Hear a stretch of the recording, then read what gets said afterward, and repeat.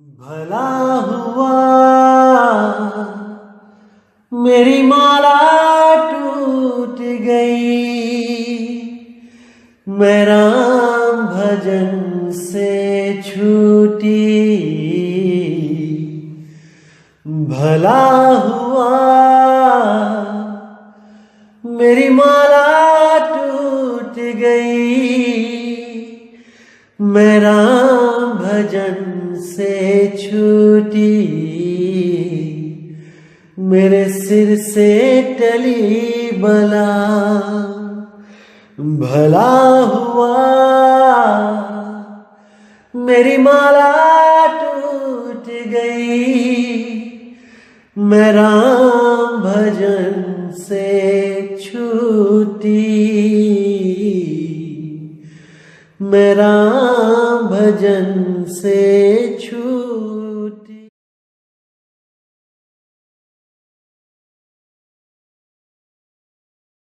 नमस्कार मेरे प्यारे भाइयों, मेरे परमात्मा के प्यारे जीव हंसों। मैं हमेशा मालिक से यही दुआ करूंगा कि आप सब मेरे भाइयों का विवेक पहले से ज्यादा और ज्यादा और ज्यादा से ज्यादा बढ़ता ही जाए। बस मेरे दिल की यही अरदास है कि ऐसी कोई चीज ना रहे जो आपको समझ ना आए।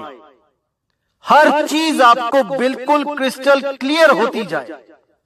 बस यही चाहूंगा मैं, यही अरदास करूंगा उस बंदी छोड़ से, उस परमपिता परमात्मा से कि वो आपके विवेक शक्ति में बढ़ोतरी करता ही जाए और ऐसा कोई भी अज्ञान ना रहे इस दुनिया में जो आपको 1% भी भ्रमित कर पाए।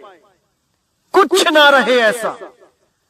आपका ये भाई आपकी पूरी मदद करने के लिए तैयार है। बस आप निष्पक्ष भाव से इस सत्संग को सुनते रहिए और उस पर विचार करते रहिए।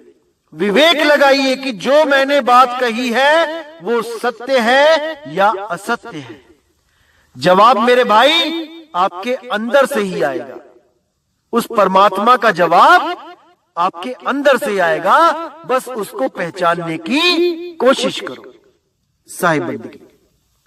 और दोस्तों, आपको बताना चाहूंगा कि काफी दिनों से कुछ लिंक व्हाट्सएप पे शेयर किए जा रहे हैं जिसमें कुछ गुरुओं की फोटो लगाई गई है और कुछ भड़काऊ से शब्दों से टाइटल दिया गया है। दोस्तों, ऐसे किसी भी चैनल से हमारा कोई लेना देना नहीं है। आप उनको बिल्कुल ना देखें, बिल्कुल भी ना देखें, क्योंकि वो सत्संग हमारे ही अपलोड कर रहा है और गलत फोटो लगा लगा के दुनिया को भ्रमित कर रहा है। बिल्कुल भी उनका चैनल ना तो सब्सक्राइब करें और जिन्होंने किया है वो अनसब्सक्राइब कर दें। बिना मेरी परमिशन के जो सत्संग अपलोड किए जा रहे हैं ये बिल्कुल गलत बात है। आप ये सब बंद करें। और कोई भी मेरा भाई अगर अपने चैनल पे कोई सत्संग मेरा चलाना चाहता है तो पहले परमिशन लो। प्रचार में योगदान करना है तो बिल्कुल सही तरीके से करो। किसी भी गुरु की फोटो नहीं लगानी है। सब गुरु मेरे बड़े अपनी अपनी ठौर, शब्द विवेकी पारखी सो माथे कमोर। हमने हर गुरु की इज्जत करनी है। हमें किसी भी गुरु से हमारा वैर नहीं है भाई। हर गुरु अपनी अपनी सीमा में अपने अपने शिष्यों को ज्ञान दे रहा है। जहां तक उसकी पहुंच है वो अपने अपने शिष्यों को पहुंचा रहा है। क्या दिक्कत है इसमें? इसलिए मेरे भाई ये जो गलत काम है इसको बंद करो और अगर करना ही है तो सही से करो। जैसे मैं किसी की फोटो नहीं लगाता हूं, आप भी मत लगाएं। साहिब भाई।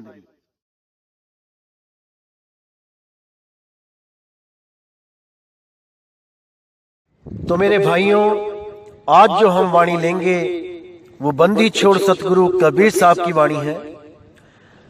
उलटवासी है। इसको आज हम समझेंगे और बहुत से भ्रम दूर करेंगे। तो क्या कहती है वाणी? शब्द तेरी पारख कोई ना करी, कि हे शब्द, हे परमात्मा, तेरी पारख किसी ने नहीं करी, कोई नहीं पहचान पाया आपको, और सब अधूरे शब्दों को ही सार शब्द मानकर बैठ गए। उन नकली नामों को ही सतनाम मान के बैठ गए जो 52 अक्षरों के द्वारा निर्मित थे, जो मुंह के द्वारा बोले गए, उन्हीं को सार नाम मान के सब के सब इन्हीं बोल अक्षरों में उलझ गए। कोई बिरला हंस ही पहचान पाया उस सार शब्द को जो बोल से परे है, जो कहने लिखने पढ़ने से परे है। उस शब्द को कोई नहीं जान पाया। आज नाना पंथ, जितने भी नाना मत मतांतर चलते आ रहे हैं आज तक, वो सब के सब इन्हीं 52 अक्षरों के द्वारा ही जीवों को मुक्ति का संदेश दे रहे हैं। कौन से 52 अक्षर? जो स्वयं एक चैतन्य आत्मा ने प्रकट किए हैं, चैतन्य आत्मा ने उत्पन्न किए हैं। जो चीज खुद उत्पन्न की गई है, उसी से आस लगवा दी गई है मुक्ति की। इसको समझना है मेरे भाई। जो चीज स्वयं उत्पन्न हो रही है वो सार नहीं हो सकती, क्योंकि सार कभी ना उत्पन्न होता है और ना ही कभी उसका अंत होता है। वो सदा सदा से है। जो भी शब्द मुख के द्वारा बोल के उत्पन्न किया गया है वो सार नाम नहीं हो सकता। इसको गांठ बांध लो। और जो लोग कहते हैं कि सार नाम बोला भी जा सकता है, पढ़ा भी जा सकता है, लिखा भी जा सकता है, उन मंद बुद्धि जीवों को अभी और सत्संग करने की जरूरत है। अभी गुरु की छत्र छाया में और बैठने की जरूरत है। तभी जाकर वो ये समझ पाएंगे कि वो अबोल है, वो बोला नहीं जा सकता, उसको इन कानों के द्वारा सुना नहीं जा सकता, इन कलम और स्याही के द्वारा लिखा नहीं जा सकता। अरे कागज कलम कलेस राम रंग होरी हो, वो आखरिया में ना ही राम रंग होरी हो। अगर कोई भी इंसान जो 52 अक्षरों को जो लिखे बोले पढ़े जा सकते हैं उनको सार शब्द कहता है, तो उसकी बुद्धि में वो ज्ञान समाहित नहीं हो सकता जो बंदी छोड़ कबीर साहेब देना चाहते हैं। वो कभी भी उस लक्ष्य को प्राप्त नहीं कर पाएगा, क्योंकि वो इन्हीं मन कल्पित नामों में उलझ जाएगा। क्योंकि ये मन हर चीज की नकल कर सकता है जो भी आपने कल्पना कर ली। अगर आपने कल्पना कर ली कि वो सार नाम आ की तरह हो रहा है, आ शब्द की तरह हो रहा है, जैसे आ, तो ये मन आपको यही आवाज सुनवा देगा और आप इसी को सार नाम मान के, सार शब्द मान के भ्रमित हो जाओगे। अरे वो नाम कल्पनाओं से परे है, वो मन बुद्धि इंद्रियों से परे है। उसको बोल के और उसको सुन के नहीं समझा जा सकता मेरे भाई। ये केवल अनुभव का विषय है। बिना अनुभव किए इसको कोई जान ही नहीं सकता, चाहे कितना ही बड़े से बड़ा ज्ञानी क्यों ना हो। जब तक वो इसको अनुभव नहीं करेगा साधना के द्वारा, जब तक वो इसको प्राप्त कर ही नहीं सकता। केवल और केवल कल्पनाओं में ही जिएगा और अंत समय में 84 में चला जाएगा। सार शब्द अखंड नाम है, अखंड, जिसके कभी टुकड़े नहीं हो सकते। और जो लोग ओहम सोहम कोहम ओम सोहम, इन नामों को सार नाम मान के बैठे हैं। उनके ऊपर तो मैं क्या ही बोलूं। अरे सामने ही टूटा हुआ सार नाम दिखाई दे रहा है, सोहंग। आधा नाम ऊपर सो, आधा नाम नीचे हंग। अरे पहले ही टूट गया, ये अखंड नाम कहां से हो गया भाई? कोई विवेक नहीं लगा रहा, कोई बुद्धि नहीं लगा रहा। जैसे गुरु चला रहा है, बस आंख मूंद के उस भेड़ की तरह सब एक दूसरे के पीछे लगे हैं। चेले तो छोड़ो, गुरु तक माया के जाल में फंसे हैं, लेकिन कोई समझ नहीं पा रहा। तो आगे क्या कहती है वाणी? दुल्हन के सिर मोर विराजे, दूल्हा के सिर चुनरी, आए बारात दुआरे लागी, दुल्हा के बिग पकड़ी। मतलब कि जो 52 अक्षर पैदा किए जा रहे हैं आत्मा के द्वारा, उसको तो मोर पहना दिया सिर पे, यानी उसको तो मुक्ति का दाता शब्द बना दिया। और जो आत्मा इनको पैदा कर रही है, उसको दुल्हन बना दिया चुनरी उड़ा के। अब वो आत्मा इन 52 अक्षरों की अरदास में लगी है कि हे 52 अक्षरों मुझे मुक्त कर दो। उन्हीं 52 अक्षरों को जप रही है जिनको खुद प्रकट किया है इस आत्मदेव ने। समझ जाओ इस बात को मेरे भाई, समझ जाओ। जो तुमसे प्रकट है वो तुम्हें मुक्ति कैसे देगा, कैसे देगा? विचार कर लो इस पर। आए बारात दुआरे लागी, दूल्हा के बिग पकड़ी, यानी 52 अक्षरों से जितने भी ये जंत्र मंत्र तंत्र बने हैं, ये सब बारात द्वारे आ गई और दूल्हा को पकड़ के अपने अधीन कर लिया। यानी मंत्र अपने आप में तो श्रेष्ठ हो गए, और जो आत्मदेव उनको पैदा कर रहा है उसको अधीन कर दिया गया, उसको सेवक बना दिया गया। अब लगा है मंत्रों को जपने। ज्योत निरंजन ओंकार रारंकार सोहम सतनाम, सतपुरुष अकाल मूर्त शब्द स्वरूपी राम, ओम सोहम सत्य कबीर, और जाने क्या क्या जपता हुआ इन मंत्रों को ही परमात्मा मान के बैठ गया। मुक्तिदाता इन मंत्रों को ही मान के बैठ गया, जबकि खुद से ही पैदा किए हुए 52 अक्षर हैं ये भाई। तो आगे कहते हैं, बासी भात बरातिन खायो, मड़े में कहर पड़ी, कहे कबीर सुनो वही साधो, बिरलन समझ पड़ी। बासी भात यानी पुराना चावल, पुराना यानी कि ये आत्मदेव जिससे पुराना कुछ भी नहीं है, उस आत्मदेव रूपी बासी भात को ये 52 अक्षर मिलके खा गए, अर्थात उसको गुप्त करके स्वयं को प्रकट कर लिया।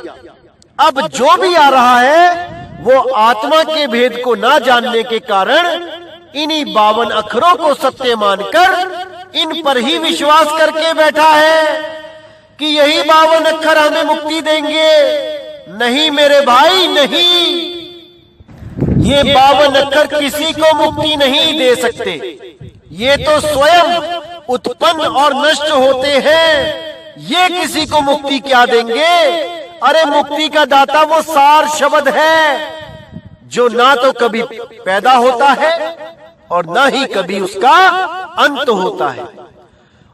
और दुख के साथ कहना पड़ता है कि कुछ लोग तो हमारे पंथ में भी इस गले से निकलने वाली आवाज को, जो आ अक्षर है, जैसे बोलने में आता है आ,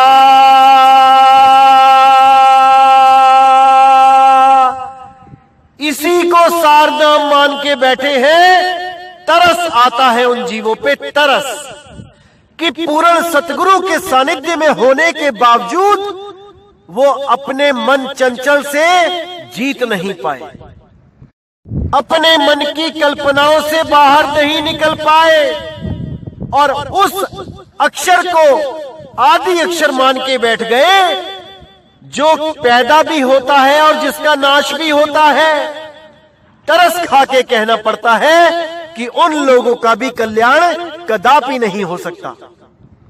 अरे वो अकह नाम है, अकह आकार, वो कह आकार नहीं है भाई, वो अकह है, उसको कोई कह नहीं सकता, वो मुख के द्वारा नहीं निकल सकता, वो गले में नहीं फंसा हुआ है, वो इस तीन लोक से न्यारा अखंड नाम है, अखंड धुन है।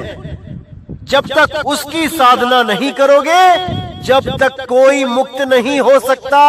कोई भी अज्ञानतावश हमारे आश्रम में भी कुछ ऐसे मोटी बुद्धि के जीव हैं जो खुद तो ज्ञान समझ नहीं पाए और दूसरों को भी भ्रमित करने में लगे रहते हैं।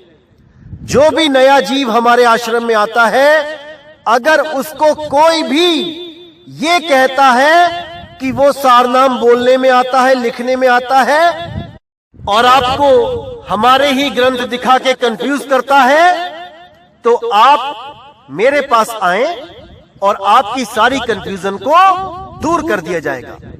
भ्रमित होने की जरूरत नहीं है। अरे दूसरे पंथों में आप भ्रमित थे, उस भ्रमणा को छोड़ के हमारे पंथ में आए। अगर हमारे पंथ में आकर भी भ्रमित हो गए तो क्या फायदा आपका उन पंथों को छोड़ने का? फिर तो वो हाल हो गया, आसमान से गिरे खजूर पे अटके। इसलिए आपको ये चेतावनी पहले ही देनी बनती है कि हमारे आश्रम में आकर भी ये ना सोचें कि वहां हर कोई आपको मुक्त कराने के लिए ही बैठा है। मेरे भाई, उलझाने वाले भी बैठे हैं, क्योंकि काल दूत कबीर साहब के पंथ में ही बैठा होता है।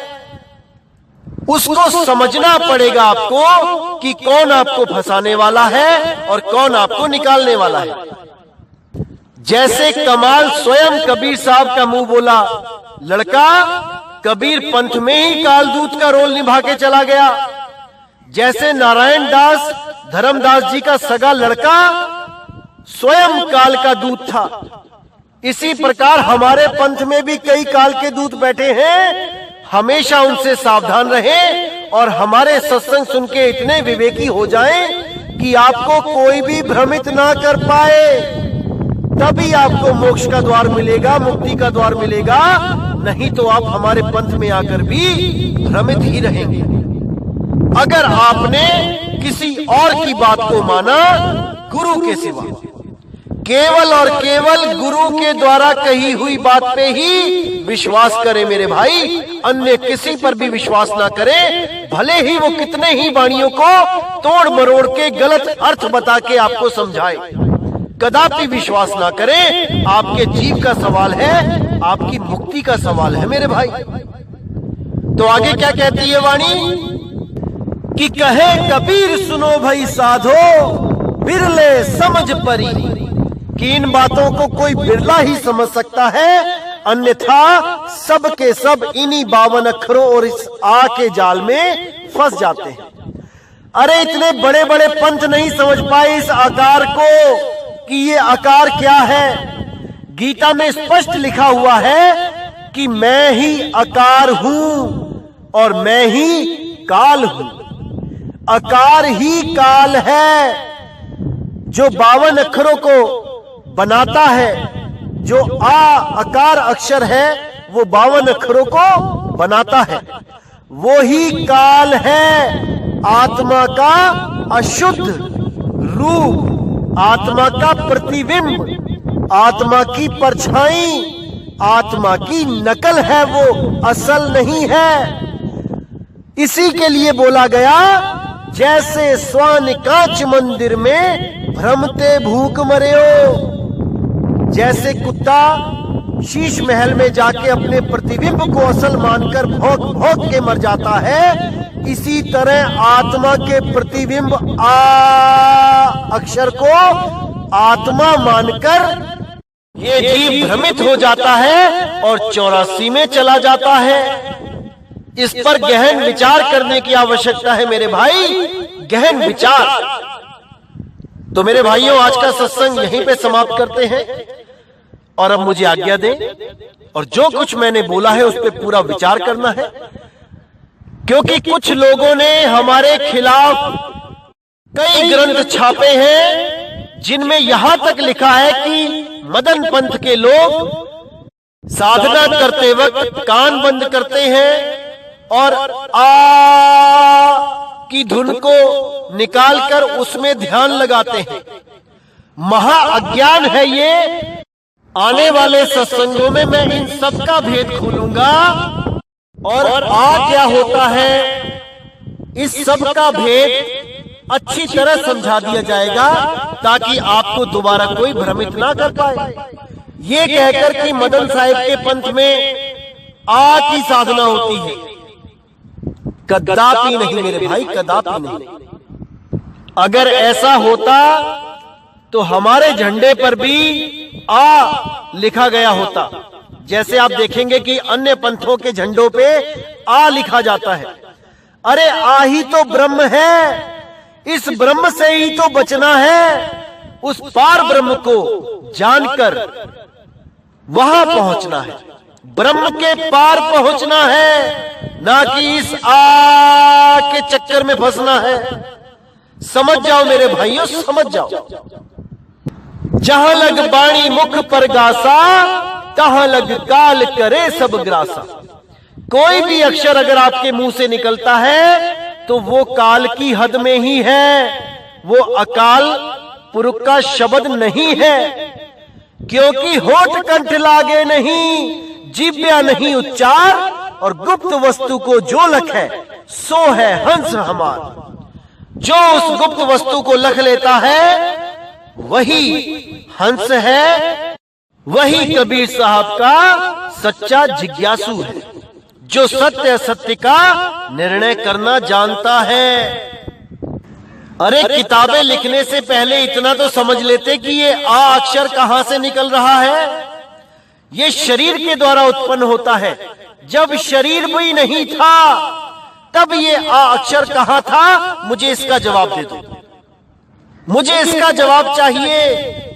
लेकिन आप नहीं दे सकते, इसीलिए मैं आपको कह रहा हूं कि मदन पंथ को बदनाम करना बंद कर दो। मदन पंथ की असली साधना नी अक्षर साधना है, वो अक्षर जो मुख के द्वारा प्रकट नहीं हो सकता। मुख के द्वारा बोले जाने वाले सारे अक्षर शर है, नाशवान है। वो अविनाशी अक्षर अविनाशी है, अखंड है, वो मुख के द्वारा नहीं कहा जा सकता। उसको कान सुन नहीं सकते, उसको ये आंखें देख नहीं सकती। समझ जाओ मेरे भाइयों, समझ जाओ। तो दोस्तों, इसी के साथ मैं आज का सत्संग समाप्त करता हूं और परमात्मा से यही अरदास करता हूं कि मेरे सब भाइयों का विवेक पूर्णतया जाग जाए, ताकि कोई भी काल का दूत उनको उलझा ना पाए, बल्कि विवेकी हंस ही अपने ज्ञान के द्वारा उन काल दूतों को करारा जवाब दे। तभी बात बनेगी मेरे भाई, तभी आप इस 84 से निकल पाओगे। जब तक स्वयं विवेकी ना हो जाओ तब तक आप यही उलझे हो। इसीलिए मैं कहता हूं कि अपने विवेक को जगा लो, ताकि कोई भी आपको भ्रमित ना कर पाए। तो दोस्तों, इसी के साथ मुझे विदा करें। जय गुरु बंदी छोड़ वैराग साहिब, जय गुरु बंदी छोड़ मदन साहिब, जय गुरु बंदी छोड़ साधु शरण साहिब, जय जय गुरु बंदी छोड़ सतगुरु सत्य कबीर साहिब की सदा ही जय हो, सदा ही जय हो मेरे मालिक की साहिब बंदगी सतनाम।